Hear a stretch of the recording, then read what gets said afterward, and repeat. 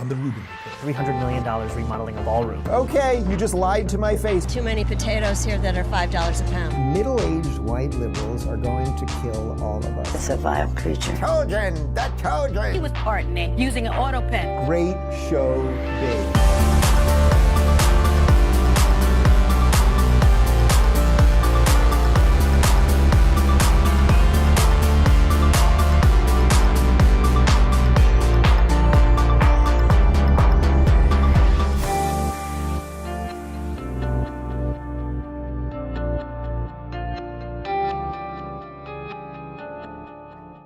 All right, guys, I'm Dave Rubin. This is the Rubin Report. It is November 5th, 2025, and I don't think I can really sugarcoat it for you today. It is not a great day for the United States of America. We're going to try to frame it in some positive ways by the time we get to the end of the show, but there's just a lot of bad shit that is in the ether right now. Yesterday's elections across the country, Virginia, New Jersey, and particularly New York, and California actually, were utter disasters. If you love freedom, if you love this country, if you love liberty, if you love limited government, if you love this place, a whole bunch of terrible things happened, and we're gonna unpack it, and we're gonna try to do something a little deeper, I think, than just respond to what happened. We're going to try to do a little autopsy on why it happened, and I think by the end give you a little bit of hope on how we can fix some of this maybe before the midterms, because this is not good. It ain't good, people, but I promise you, you'll laugh a couple times throughout the show. And we did make an awful lot of changes as we did the run through, so you may have to bear with us on a couple things here. I thought we would start with this. This is a video of my friend Charlie Kirk. He was on Tucker Carlson's show when I was off the grid in August. So actually when I saw this morning was the first time that I saw this. And here he is talking about how the rise of Mamdani is a distress signal from Gen Z. Now remember, again, this is about 4 months ago now in August, and Charlie is no longer with us, but he was prescient in his warning. The rise of Mamdani should be it's a coming attraction of what is coming next. Who's Mamdani? Zohran Mamdani, the Muslim communist that is running for mayor in New York City, who obviously there's a whole rabbit hole we can go down there. He just looks kind of be like central casting, and his ideas are terrible. He wants the city to run the grocery stores, all that. But I think everyone's not everyone, but most people are missing the point of really what this is. This is yet another distress signal by young people to say, hey, if you're not going to fix our life economically, we're going to get very radical politically. Okay, so I think that is an interesting way to frame the show, because Charlie, if nothing else, and there was plenty of goodness about Charlie, understood the minds of young people, right? That's what his main focus was. That's what he built with Turning Point. That's why he was doing those debates on college campuses.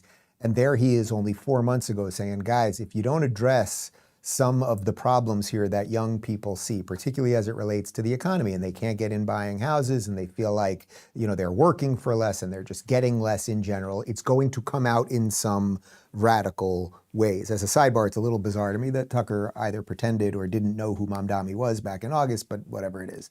Anyway, so now let's flash forward to what happened yesterday. Mamdani did win in New York City with 49.5% of the vote, about 677,000 votes. Cuomo got 41.6 with about 570, and Curtis Sliwa, the Republican, got about 108,000, almost 8%. And if you add up the 41.6 plus the 7.9, Cuomo might have won. So it is extremely interesting. And obviously I had Rudy Giuliani on yesterday, who's America's mayor, who was the single best mayor of New York City without question. He supported Sliwa, and I asked him about what happens if Sliwa becomes the spoiler here. And in some sense, look, you don't know that all of that, 7.9% would have voted for Cuomo, but it could have been different. However, here we are. So the socialist, as Charlie said, Muslim communist, will now be the mayor of New York City, the once great epicenter of capitalism, literally in the entire world. And here he is quoting socialist Eugene Debs during his acceptance speech last night.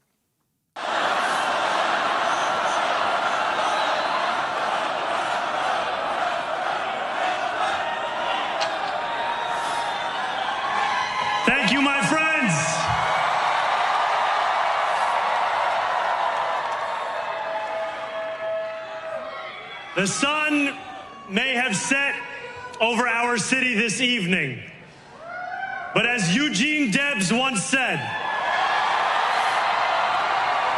I can see the dawn of a better day for humanity. All right, I can see the dawn of a better day for humanity. That's pretty standard quote. You might be going, well, who is Eugene Debs? They all applauded Eugene Debs. Eugene Victor Debs was an American socialist, political activist, trade unionist, one of the founding members of the Industrial Workers of the World, and five-time candidate of the Socialist Party for America, President of the United States. So he's going all in on the socialist, communist stuff. We don't have to split hairs about it. We don't have to pretend or anything else. He went out of his way to open his acceptance speech with someone who ran for president 5 times as a socialist. Then he said one of the most ridiculous things I have ever heard a politician say. We will prove that there is no problem too large for government to solve and no concern too small for it to care about. Oh, no problem too big for government to solve? Do we have a Ronald Reagan? Yeah. I think you all know that I've always felt the 9 most terrifying words in the English language are, I'm from the government and I'm here to help. So do you see where we are at right now? Let's put aside the jihad stuff, because it's there. But let's just put it aside for a second. Let's pretend none of that existed and he was just a socialist communist. What he wants is the government to do everything. There is no problem the government can't fix. Nothing will be too big for the government. The government will have every bit of control of every part of your life. The bus you get on, the food that you eat, etc., etc. Ronald Reagan wisely, 40-ish years ago, was saying that the government is actually the impediment to freedom. But Zohran never talks about freedom, right? He talks about control, but he does it in this sort of Pollyannish, what would you call it, rose glasses way, so that it sort of all sounds nice, but it actually is just, oh, we will get more money from some people to do what we want with it, and you will applaud until it all breaks down and you people are at each other's throats fighting over the last can of Goya beans. Where is Ronald Reagan when you need him? Can we reanimate Ronald Reagan? Like, where's Dr. Mindbender who created Serpentor so that we could reanimate Ronald Reagan? That would help. Here is Zohran, and listen to the identity politics. Instead of this just being about New Yorkers. New Yorkers came together. Listen to the way they have whittled everybody down using identity politics. Thank you to those so often forgotten by the politics of our city who made this movement their own. I speak of Yemeni bodega owners and Mexican abuelas, Senegalese taxi drivers and Uzbek nurses, Trinidadian line cooks and Ethiopian aunties. Yes, aunties. So Donald Trump, since I know you're watching, I have 4 words for you. Turn the volume up. We will hold bad landlords to account because the Donald Trumps of our city have grown far too comfortable taking advantage of their tenants. We will put an end to the culture of corruption that has allowed billionaires like Trump to evade taxation and exploit tax breaks. All right. Trump hasn't avoided taxes. It's like when they say the thing about Elon avoiding taxes. These people pay more taxes than anybody, right? And if you have a problem with them not paying the taxes that you want them to pay, then you change the tax law, which of course he is going to increase taxes on everyone who earns, and they are all going to flee. We'll have more of that in just a minute. But this thing with identity politics and the Algerian this and the Ethiopian that and the rest of it, it's like, sorry, Greeks who built New York City, and Jews and Irish and Italian. You guys are all white in essence. Particularly you Jews are really out. And you guys are done. He is making that very, very, very clear. But even putting all of that aside, who really built the city and everything else, and the Puerto Ricans and everything else, even putting that part aside, you can see what he's trying to do to piece together this coalition as he smiles. It's gross. We're gonna have to replace the Ilhan Omar bucket with a Zohran bucket, a Zohran puke bucket. Then, of course, he just plays into just all of the backwards things that these people have pushed on us, which is, well, you'll see in just a second, he talks about New York being a city of immigrants. And you're right, over the course of the last 100+ years, since about 1900 actually, New York City, mostly through Ellis Island, was a city of legal immigrants, people who came here with nothing, with only the hope and the promise that maybe their life could be better and they could pursue their happiness, and that capitalism would free them from whatever it is that they were fleeing. But here he is talking about the city that was built by immigrants now being led by an immigrant. The only problem is he hates the fucking country, but whatever. New York will remain a city of immigrants, a city built by immigrants, powered by immigrants, and as of tonight, led by an immigrant.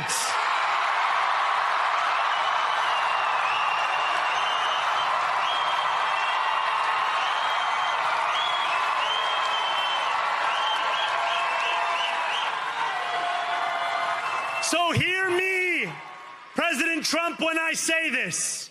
To get to any of us, you will have to get through all of us.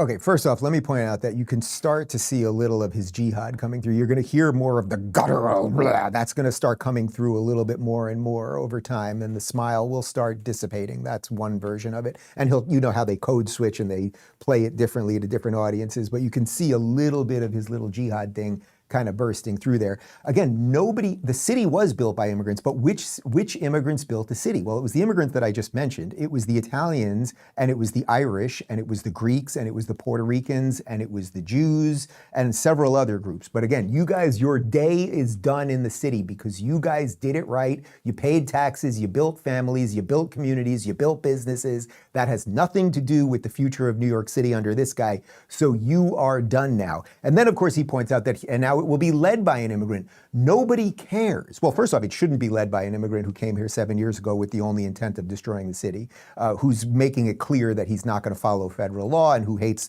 the very foundation of this country and the economic system we were built upon and everything else.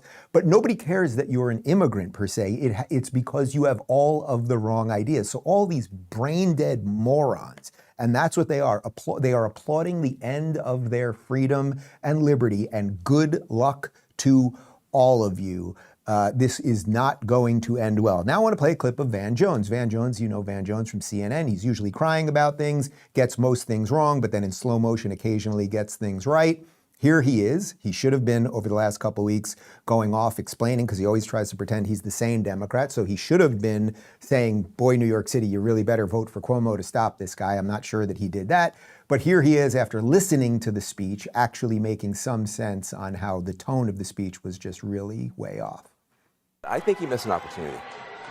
I think the Mamdani that we saw on the campaign trail, who was a lot more calm, who was a lot warmer, who was a lot more embracing, was not present in that speech. And I think that Mamdani is the one you need to hear from tonight. There are a lot of people trying to figure out, can I get on this train with him or not?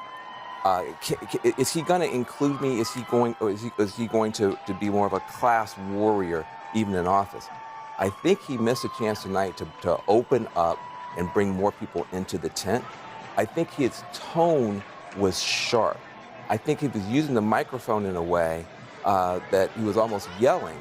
And that's not the Mamdani that we've seen on TikTok and the great interviews and stuff like that. So I felt like there's a little bit of a character switch here, where the warm, open, embracing guy that's close to working people was not on stage tonight, and there was some other voice on stage.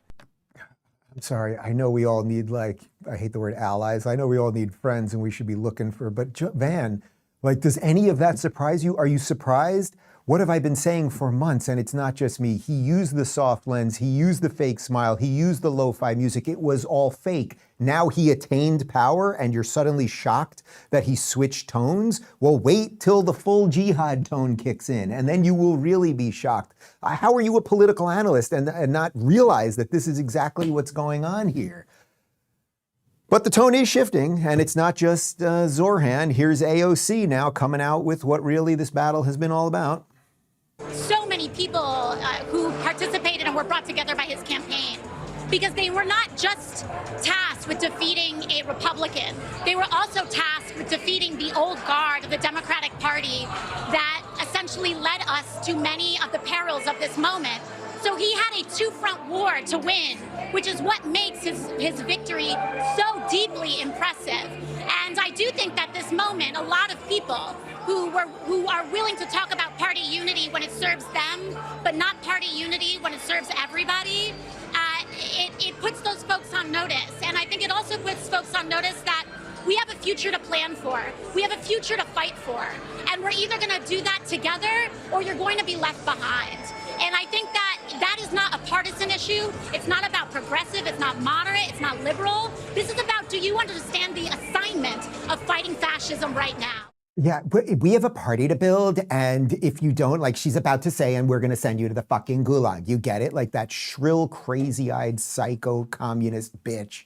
But actually, I'm sort of happy that she's saying all this. It finally has all burst forth. They are not pretending to not be radicals anymore. They're not pretending to be the old guard, decent but probably wrong on most stuff Democrats. They're not pretending to be liberals anymore. I, for 10 years, was screaming the left should become liberal again and stop abandoning its liberal roots. But now we don't have to pretend anymore, right? The revolution is here. You've destroyed the old guys. Chuck Schumer, you are screwed. Timu Obama, you are screwed. All of you guys, you are on the outs. The revolution is coming to eat all of you. And by the way, AOC, it'll eventually eat you too, because when one day they want to put you in a beekeeper costume, I have a feeling you're not going to want, well, maybe you will. Maybe you'll convert. We'll see. Scott Jennings, I thought, had quite good analysis on what is going on here. You know, I think, just want to offer condolences to Chuck Schumer. Honestly, what I'm reading here in New York City is that AOC is going to be the next senator from New York after she gets done whooping his rear end in the 2028 Democratic primary. And for his Senate races in 2026, I see the energy in the Democratic Party tonight behind a socialist, and I see the energy in Virginia. Democrats looking the other way on a violent candidate for attorney general who says he wants to murder Republicans and their children. If you think you're getting rid of Graham Plattner in Maine now, think again. This is a terrible night for national Democratic image, given what is happening inside their party. Mamdani is an avowed socialist. It's not what people say that he is, it's what he says that he is. He's now the leader of their party. That's their energy, and Chuck Schumer's He's the leader of the Democratic Party? Let's swear. There is no. Who is the leader? Can someone tell me? He's a life raft for Republicans who have to go on TV and get their asses kicked today. You own this now. You all own this now. And I wish we had played the Scott and the Retards bumper, because that's a perfect example. He told the truth there. That is the truth. They are a socialist party now, and Mamdani is the leader. Like Mamdani, AOC, it doesn't really matter. Like, they're interchangeable parts of a radical sort of America-hating, fundamentally America-hating system that they are trying to import, but that they all kind of laugh him off. And Anderson Cooper, your husband, I think, or at least your ex-husband or former husband or something, owned a gay bar in the East Village. Let's see what happens when the jihadists take over, how it's going to work out for them over there, so you guys can all pretend. But yes, he's completely right. Schumer's going down in 28, obviously. He should probably step away before he gets completely humiliated, on top of the fiasco that's going on with the shutdown right now. And in 2026, the Dems now have to run on the socialist platform, right? They took New York fucking City. They took New York City. So how are you not going? How is any decent Democrat, whoever they might be, if there's another one besides Fetterman out there, how do you not then go in that direction? How do you run away from that? All of the energy's there, and AOC's telling you, we've got a revolution here, so get out of the way because we are here to take over. We will have more on some of the other races because they were equally, well, not equally as bad, because I don't think they include the jihad portion at least yet, but they were quite terrible. We'll do that in just a second. But first, Policy Genius. Have you noticed how easy it is to overestimate costs these days? A quick grocery run you thought would be $50 is suddenly $80. Well, here's the surprising part. 72% of Americans also overestimate the actual cost of life insurance. That's where Policy Genius comes in. They make finding and buying life insurance fast, easy, and surprisingly affordable. See if Policy Genius can help you find 20-year life insurance policies starting at just $276 a year for $1 million in coverage. In just a couple clicks, Policy Genius lets you compare options from America's top insurers so you know exactly what you're getting. And if you need help, their licensed agents handle the hard stuff, questions, paperwork, even advocacy, all without guesswork. Policy Genius is the country's leading online insurance marketplace with thousands of five-star reviews from people like you who found the right policy for their needs. Secure your family's future with Policy Genius. Head on over to policygenius.com/Rubin to compare life insurance quotes and see how much you could save. That's policygenius.com/Rubin. Okay, so let's get away from New York City for a second. How many F-bombs have I dropped today? You're just going to have to grant me a little leash today. Like, you got to give me a little something. Let's jump over to New Jersey, which was an unbelievable, unmitigated disaster that I don't think anyone saw coming. Mickey Sherrill, the Democrat, won 63.6% of the vote, and Jack Ciattarelli, the Republican, 35.9%. I mean, there was a lot of people that thought this was going to be a win for the Republicans, or at least super, super razor thin close. And let me just say, as a Floridian, I really wanted the Republican to win because knowing that Mamdani was 99.9% chance going to win, some of the sane people who are going to flee New York City now, they would have just gone to Jersey, right? Because you keep your family in the tri-state area. You might have elderly people, your kids, whatever it is. Like, you keep people somewhere there. So you just jump from communist New York City over the river to Jersey. You stay there. Now they're all going to come down here. And there's by the way, house prices already, I already saw this morning, house prices in Texas and Florida are booming. My real estate agent texted me this morning. He's like, I'm going to have a really good year, even though he's conservative and not thrilled about what just happened. But he personally, down here, will have a great year. So that was an abject disaster. And then another disaster, although it was a little bit closer, in Virginia, Abigail Spanberger got 53.1% of the vote, and Winsome Sears, a black woman who Barack Obama campaigned against because he's racist and hates black people, she got about 46.9%. Do we have a picture of Spanberger? I don't feel like overanalyzing this, but there she is with her head in a plastic bag. So good luck with all of that, Virginia. The other thing that happened in Virginia was that the Attorney General race came out, and Jay Jones, the man who said he wants to murder his opponents in a text thread, got 50.9% of the vote.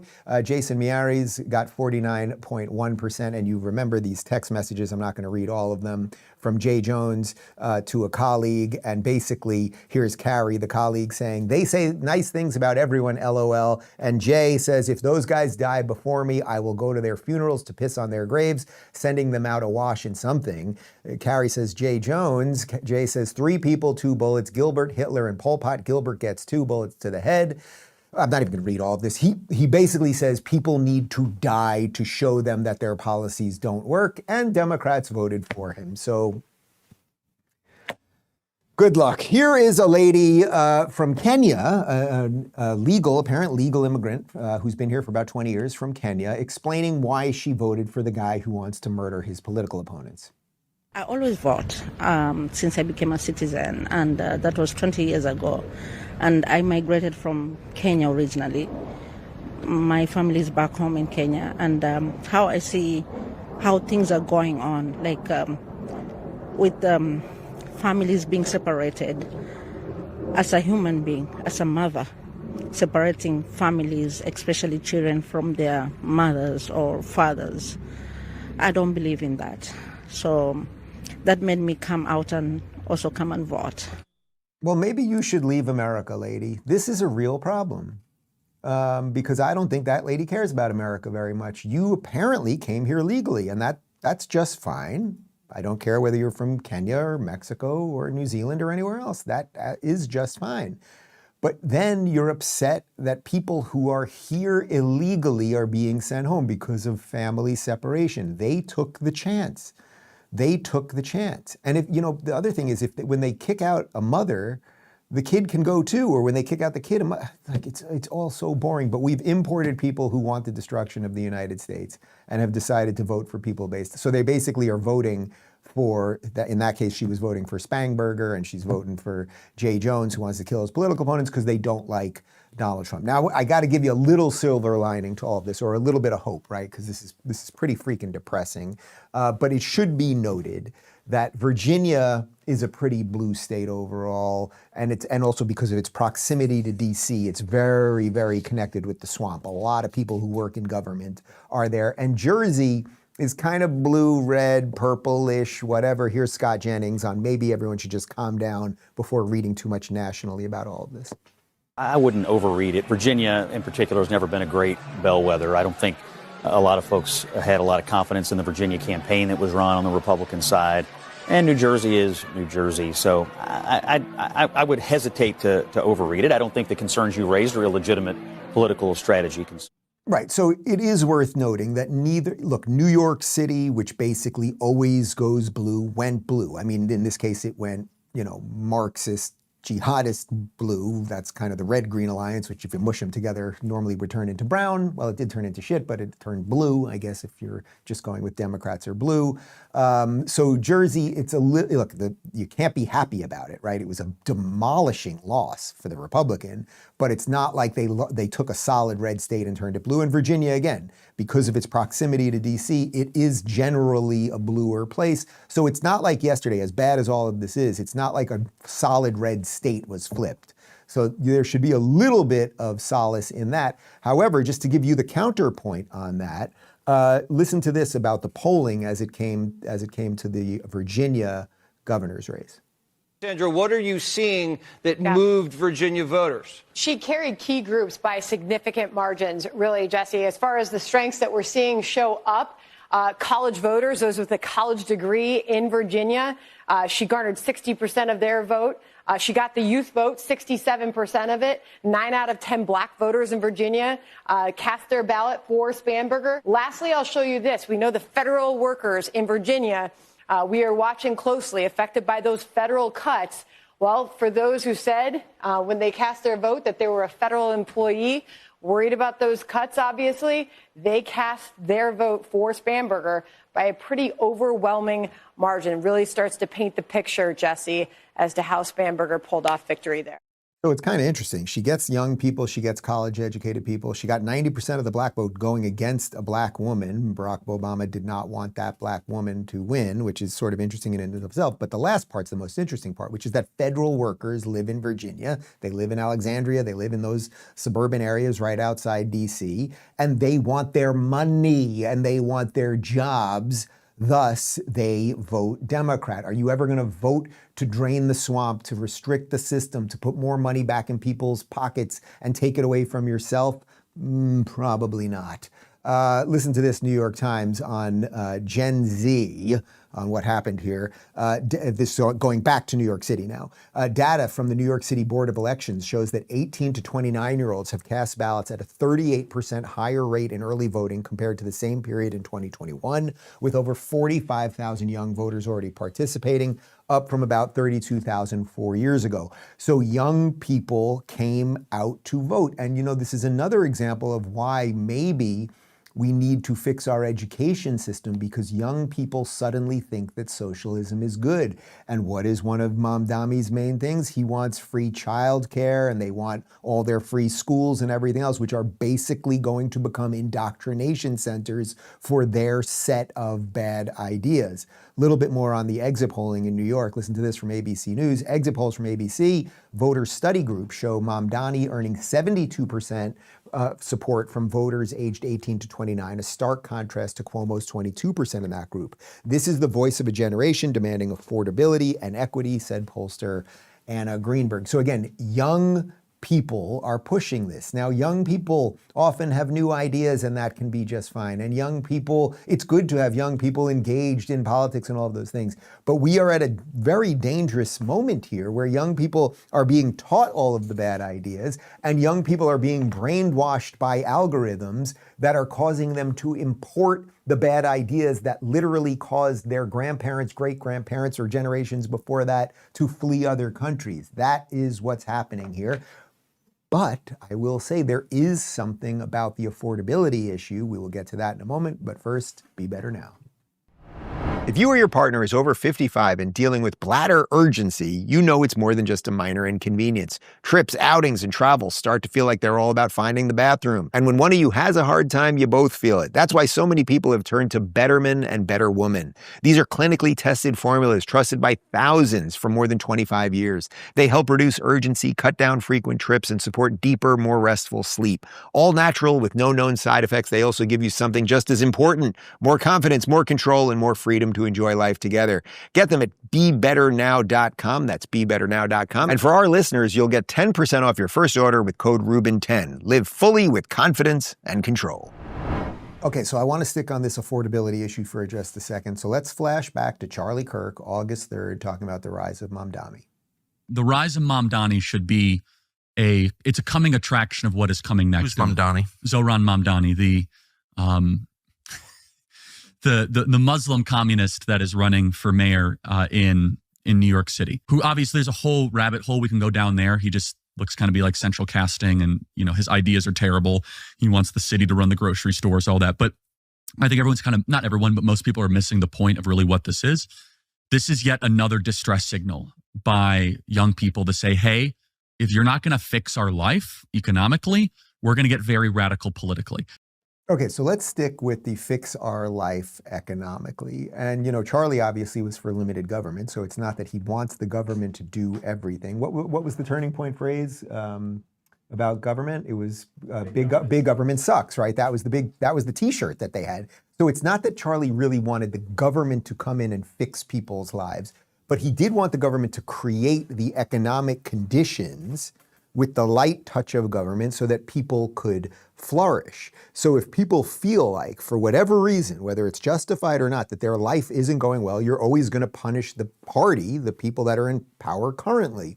So although I think Donald Trump has done a great job so far in these 11 months or so of being president, and how do you clean up the mess of the endless inflation and all of the border stuff and everything else just in 11 months? You can't. They're going to place the blame somewhere. And we do have an affordability issue for sure. We showed you this clip, I think, about 8 months ago. This is NYU Stern School of Business professor Scott Galloway, who I've had on the show, and I think we have him on in a week or two again, talking about how for the first time in American history, right now, a 30-year-old is not projected to do as well as their parents. For the first time in our nation's history, a 30-year-old man or woman isn't doing as well as his or her parents were at 30. That is the social compact breaking down. People aged 30 to 34, 60% of them in 1990 had one child. Now it's 27%. People are opting out of America. They're not optimistic about it. They're not having kids. Young people aren't having sex. They're not meeting. They're not mating. The pool of emotionally and economically viable men shrinks every day, which lessens household formation. So we have a real issue. Young people are enraged. So it turns every cut, every movement into an opportunistic infection because, quite frankly, they are just pissed off. They look up, they see wealth, exceptional wealth across my generation and people in certain industries, and they are really struggling. Their purchasing power is going down, and the incumbents create artificial scarcity on campus. We take pride in rejecting 90% of our applicants, so the incumbents who already have a degree see their degree go up in value. Okay, all right. So Galloway lays out a lot there, and I'm going to show you another clip of him in just a second, but he points out something that I think if you put aside, let's put aside Trump, let's put aside Mamdani, Democrats, Republicans, all that stuff. If what he laid out there is correct, that for the moment, as it stands right now, in this particular moment, that if you are 30 years old, there is every reason to believe it will be worse for you. You will, in essence, have less. Not that life is just about stuff, but you will have less. It will be harder for you to own a home. And then you add the social parts of it where people are having less sex and all that other stuff. But if you think it's going to be tougher for you for the first time in America than it was for your parents, right? And I just want everyone for just a moment, you guys in this room can do it, and everyone watching this can do it. I want you to try to think about your parents for just a second, and if you have it better or worse, now think about your grandparents.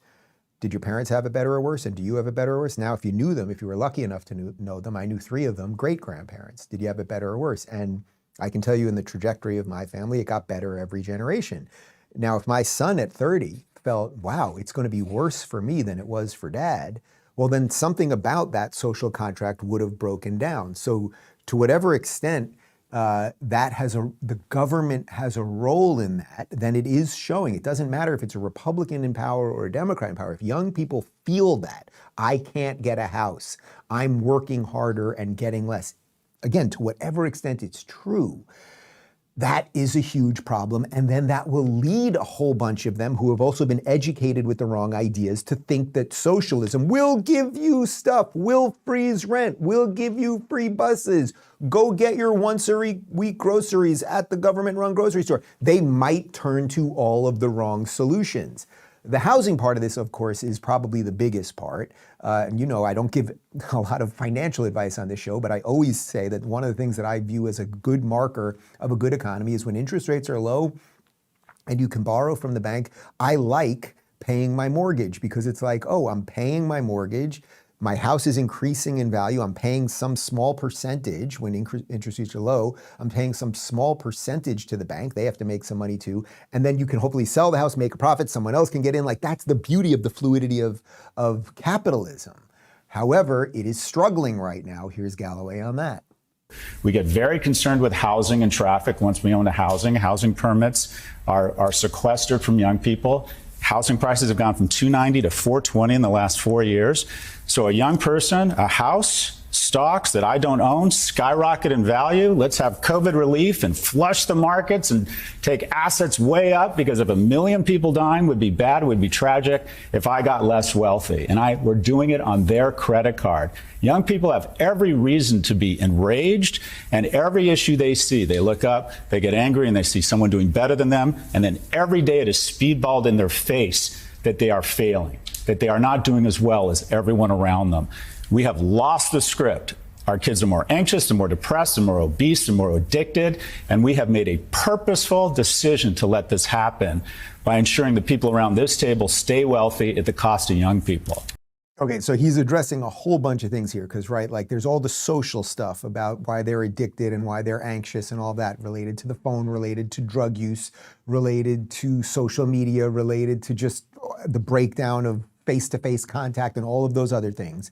But at the end of the day, so let's say you're like this, let's say you're a moderate apolitical kid who grew up in a decent home and you go to a college and you don't get a degree in that much of anything that's that important, right? You get your lesbian basket weaving degree, right? And then you're out of college and then you don't get this great job and you're in some debt because you went to college in the first place and no one said to you, you know, maybe you don't need that college degree in the first place. And now you're at some marginal job and you're in debt and you realize, boy, it's going to be tougher to get into the housing market because, as Scott pointed out, housing prices have almost doubled basically in the last 10 years.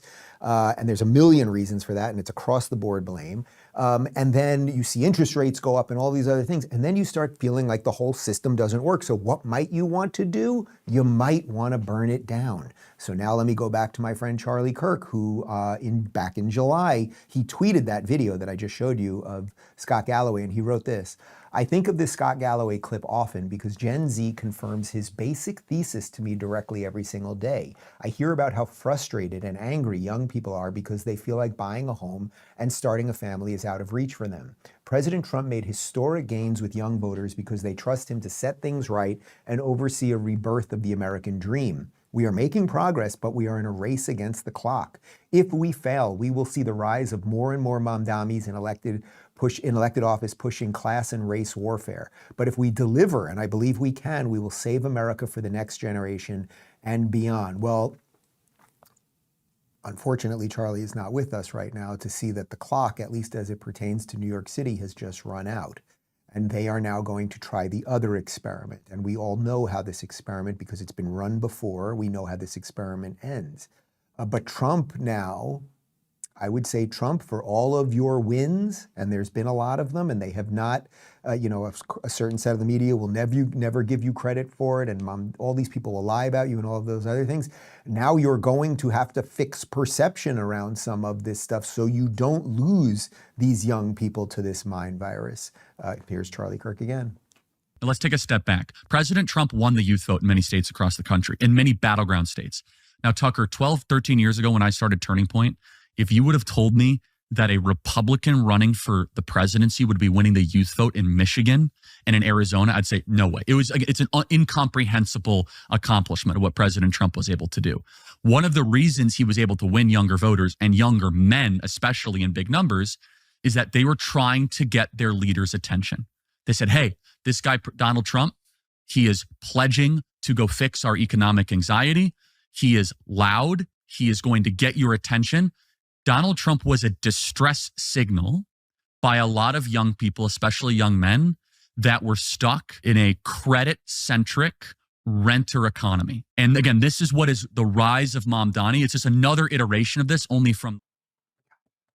I miss him more and more every day. So now let's just give you a little backup evidence on what the conditions are that lead to that frustration. Listen to this from Fixer. Home prices rose 197% since 2000. That is extraordinary. 200% since 2000.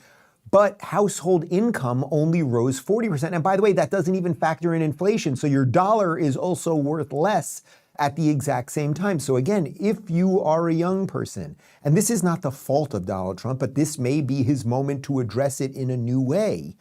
If you are a young person and you're pissed about stuff, you might start just turning to the system. Please give me something, and I will live in a little box for free and make sure it never goes up in price.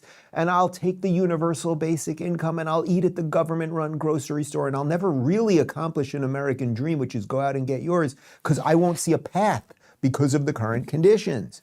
Listen to this from ChatGPT. According to a housing inflation calculator using the U.S. Bureau of Labor Statistics category for housing, something that cost $100,000 in 2020 would cost about $127,000 in 2025, a 27% increase. Official data using the Federal Housing Finance Agency Housing Price Index data, one summary estimates about a 55% increase from 2020 to 2025. And one more data point here, the total U.S. housing market value rose roughly 57% since 2020, according to Zillow. So something is happening with the houses. By the way, this is not Trump's fault, right? He is trying to clean up a lot of the mess. What I'm saying is I'm sounding the same alarm that Charlie was sounding, is he better address it now before we lose more cities and more young people. Those numbers, whether housing went up 27% in 5 years, which is an insanely high percentage to jump, or whether it was 55%, which is completely absurd. And we all know this. If you ever open up Zillow or Trulia or anything else, and just look at houses in your area and just look at their price history, and you're like, wait a minute, this house sold 3 years ago for $300,000, and now it's somehow $450,000 3 years later. None of it really makes sense. And of course, the Fed continues to fight Trump on this. They are not reducing interest rates. So a young person where you might have gotten a 3% interest rate, right? And then you can get in the game and you pay your little penalty to get the money that you're borrowing. Now it's 6, 7, 8%. And it's a lot more difficult to do that. So it seems to me, and this is a note for the Trump people, if the socialist campaigns on affordability, the socialists will win.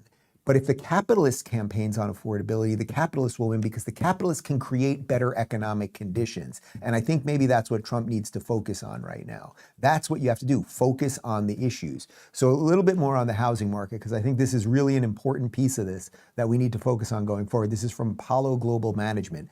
10 facts about the U.S. housing market. U.S. homes are getting smaller. The size of new homes being built has declined by 12% since 2016. The median age of all home buyers is now 49 years old, up from 31 in 1981. That is an extraordinary difference. Our home price model predicts that house price increase 10.8% over the coming year. 40% of U.S. homes don't have a mortgage, meaning they're owned outright altogether. That's usually people who have paid off their mortgage, older people. The average number of homes sold per real estate agent every year is 21, down from 54 in 2004. So people are buying way less homes. Households' equity in real estate is at a record high, 73% of housing values. A record 36% of Americans say they would rent if they were going to move. You want to own something. It's a key part of being a functional citizen. More than half of all mortgages outstanding have an interest rate below 4%. 95% of mortgages outstanding are 30-year fixed rate, and 63% of all mortgages outstanding were issued after 2018. So, okay, so I think we've illustrated something here. There is a legitimate problem. Is the solution socialism? No. Is the solution communism with a side of jihad? Absolutely not. It is capitalism, and it is freeing markets and creating the conditions so that there is more competition. And there's also something that people on the right can do, which is stop some of the crazy infighting that has burst forth over the last 2 or 3 months. Here is Vivek on last night's results. We got our asses handed to us in New Jersey, Virginia, and New York City. Democrats swept all three. There's 2 key lessons for Republicans. Listen carefully. Number 1, our side needs to focus on affordability. Make the American dream affordable. Bring down costs, electric costs, grocery costs, healthcare costs, and housing costs, and lay out how we're going to do it. And number 2, cut out the identity politics. It doesn't suit Republicans. It's not for us. That's the woke left's game, not ours. We don't care about the color of your skin or your religion. We care about the content of your character. That's who we are.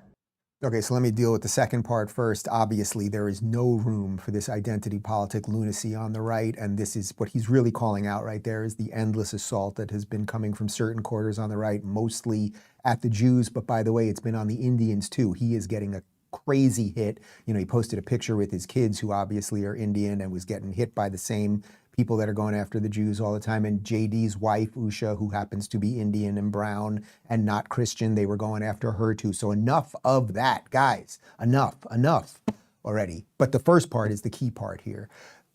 To whatever extent the government can do anything to fix economic conditions, and it can do something, it must be done right now. Like Trump, you got to get on this. You've got to get on this now. Like people need to feel like capitalism works because it does work. Who has the quote, capitalism is the best of all bad systems, something like that? Like, and capitalism is what allows you to have a little skin in the game, fight for what is yours and trade freely with other people. It is a beautiful thing, again, that all of our ancestors fled highly controlled communist societies to come to. Like, that is the thing.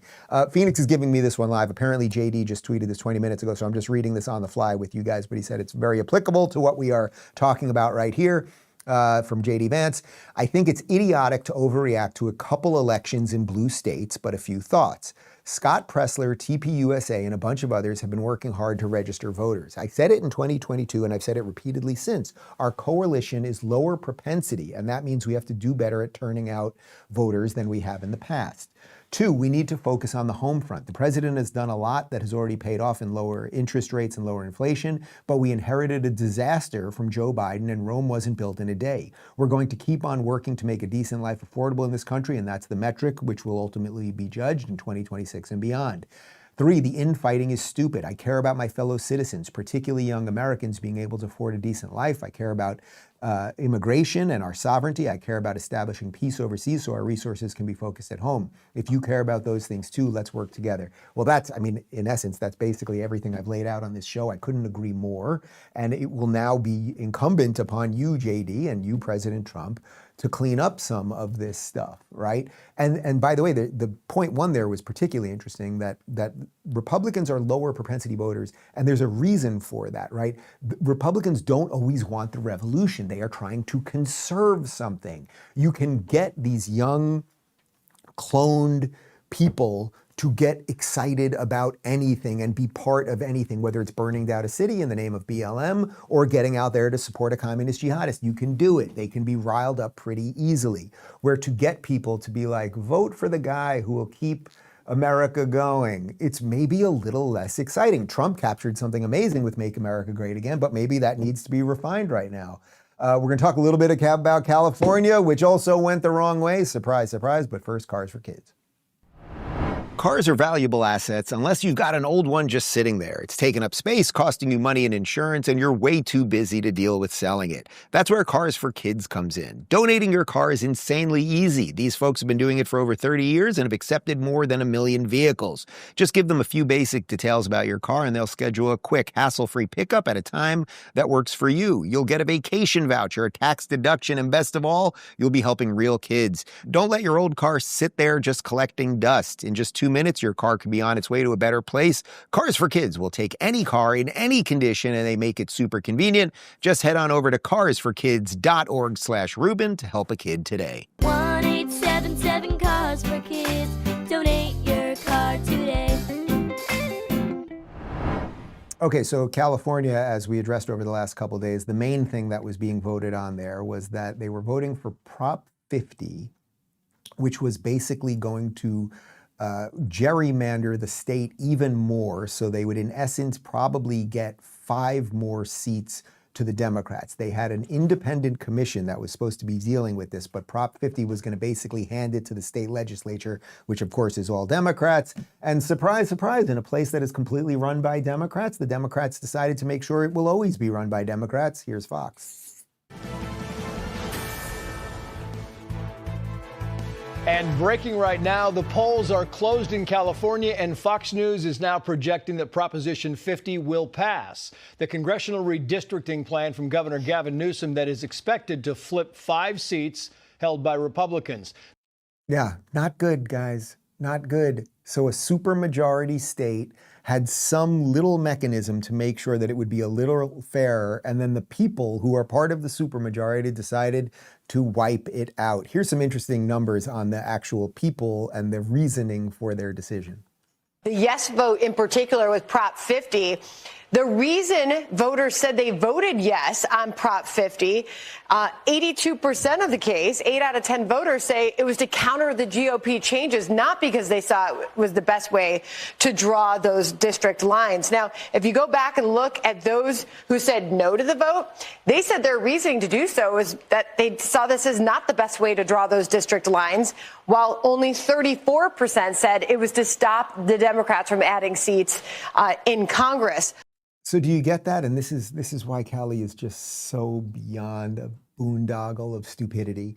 So a supermajority Democrat-run state who has a lizard man devil incarnate as the governor who pushed this thing forward, they eliminate the independent, to whatever extent something can be independent in California, the independent people who are looking at the gerrymandering.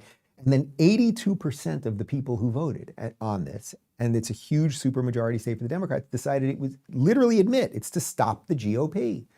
17% that said that the lines make sense. 17% of the people who voted for the thing said that the redistricting line makes sense, but they want to win and they will do it at all costs. And there's probably a lesson to be learned in that. Here's Donald Trump on Truth Social. The unconstitutional redistricting vote in California is a giant scam in that the entire process, and particularly the voting itself, is rigged. All mail-in ballots where Republicans in that state are shut out is under very serious legal and criminal review. Stay tuned. Well, Trump, here's where I would say, and I guess I'm needling you a little bit here, prove it. If there was something illegal there, you got to prove it now. Like, is Cali deeply corrupt? Are their voting rolls deeply corrupt? Absolutely. Are there dead people on them? For sure. Well, the last time I voted in California, when I literally took out my ID to show the guy, he was like, no, put it away, Dave Rubin. Now, he knew who I was. So he goes, Dave, I don't need to see yours, but he didn't need to see anybody's. Right? Like, so they have voter ID-less voting. You just have to know someone's name and their address. So I could have gone to another polling station and I didn't know my neighbor's name and address, and I could have just pretended to be him. It's completely absurd. But Trump, you got to show me some evidence on it now, because now that it has happened in California, well, it looks like it's going to happen in Maryland too. Here's Democrat Governor Wes Moore. Tell us about this effort. Are you trying to Trump-proof any election rigging? And if so, does that mean you have a partisan agenda in this project? No, it just simply means that I want to make sure that Maryland has fair maps come next November when people vote. And, and just to remind people why we are here, the reason that we are even in this situation is Donald Trump decided that he wanted to try to rig elections because he knew that his policies weren't popular. So he started picking and choosing which states that he thought should go through processes to determine whether or not they had fair maps. And as soon as this happened, I was just very clear that if we were going to have a mid-cycle conversation, national conversation about who has fair maps, that there was no way that Maryland was going to sit on their hands. Okay. You know what? I'm not even going to blame anybody right now. Not going to blame Trump, and I'm not going to blame the Democrats or anyone else. I'm just going to lay out what the issue is right now. which is that if the people in power in any state, whether it is red or blue, can decide at any given point, basically, to redraw maps so that it suits them, it is quite literally the end of democracy as we know it. Because no one that is ever in power will be like, you know what, I'm not going to do that. So we have opened a Pandora's box here and we're in a lot of trouble. Now, the unfortunate part of all of this isn't just that we're ushering in communism with the dash of jihad. It's that there is so much goodness to talk about. And one of the things I have consistently tried to do on this show every day, and it has not been that hard to do because it's real and it's true, is point out Trump's wins. And there have been a ton of them. And unfortunately, I suppose, a certain amount of young people or a certain amount of people in general have been brainwashed in Trump derangement syndrome and Hitler this and all, and distracted by everything else and brain broken by TikTok, and they don't see it. But here is Karoline Leavitt yesterday laying out some of Trump's second-term accomplishments. In other news, tomorrow will mark the one-year anniversary of President Trump's historic election victory, where he won nearly 80 million votes, the popular vote, in all 7 swing states. This was the ultimate poll on November 5th. In less than 10 short months, President Trump signed the largest middle-class tax cut in history, including no tax on tips, overtime, and Social Security to put more money back into the pockets of the American people. The president ended the southern border invasion of the Biden administration, made our border the most secure in history, and he is carrying out the largest mass deportation campaign of illegal aliens in our nation's history to protect our homeland, just as promised. President Trump has aggressively taken on drug cartels by declaring them as foreign terrorist organizations and even blowing up narco-terrorists who have tried to poison the American people with fentanyl and other illegal narcotics. Inflation has remained low and steady, averaging just 2.5% compared to the painful average of 5% under Biden, and we know it was historically higher than that for most of President Biden's term. The president has restored America's place as the leader of the free world through his unwavering peace through strength foreign policy that has already ended 8 wars and counting. And the president ended illegal DEI initiatives in our federal government and is returning our country to a merit-based society based on common sense. So look, guys, you know it. You know it because you watch this show. I know a lot of other shows, including some on the right, don't talk about his wins, but there are massive, massive wins, and you cannot clean it all up in 11 months. But this is now an interesting moment. Whether we like it or not, whether it is fair or not, or anything else, a certain set of people, particularly young people, particularly in blue states, think that the thing is not working for them. And in some way they might be right. So the challenge for the president now, before these midterms, is kind of what JD just tweeted out. This, and it's exactly what Vivek said, and it's exactly what I've been saying on this show, something as it pertains to the economy and making young people feel like this works. This magical, precious system that we have, that it actually works. And sometimes it doesn't work as well, and sometimes it does. But you got to get that imagination going again and showing them that it works, and that if they play fairly and they're part of it and they work hard, that they will succeed. Otherwise, things will get much worse at scale across the country. Charlie Kirk, one more time. This is yet another distress signal by young people to say, hey, if you're not going to fix our life economically, we're going to get very radical politically. Now, let's take a step back. President Trump won the youth vote in many states across the country, in many battleground states. Now, Tucker, 12, 13 years ago when I started Turning Point, if you would have told me that a Republican running for the presidency would be winning the youth vote in Michigan and in Arizona, I'd say, no way. It's an incomprehensible accomplishment of what President Trump was able to do. One of the reasons he was able to win younger voters, and younger men, especially in big numbers, is that they were trying to get their leaders' attention. They said, hey, this guy, Donald Trump, he is pledging to go fix our economic anxiety. He is loud. He is going to get your attention. Donald Trump was a distress signal by a lot of young people, especially young men, that were stuck in a credit-centric renter economy. And again, this is what is the rise of Mamdani. It's just another iteration of this, only from the left.